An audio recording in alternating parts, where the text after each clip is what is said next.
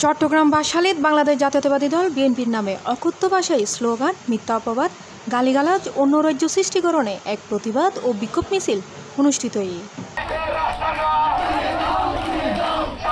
অক্টোবরের 29 তারিখ বিকেলে 3টার সময় বাসালী প্রধান সড়ক চাম্বল বাজারত বাসালী উপজেলা যুবদল নেতা মোহাম্মদ মিজানের নেতৃত্বে উক্ত প্রতিবাদ সমাবেশ অনুষ্ঠিত হয়।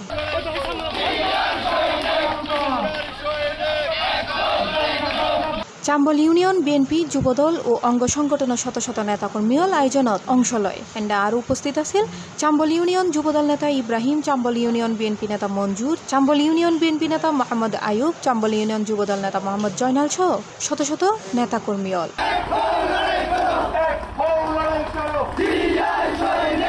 হৈরাহির যে সেপ্টেম্বরের 23 তারিখ বাসালী উপজেলা যুবদল নেতা মিজানুর উদ্দিন হামলার প্রতিবাদ ও বিএনপির নামে অকথ্য ভাষায় স্লোগান, মিথ্যা অপবাদ, গালিগালাজ ও নৈরাজ্য সৃষ্টিকরণে এই প্রতিবাদ ও বিক্ষোভ সমাবেশ অনুষ্ঠিত হয়।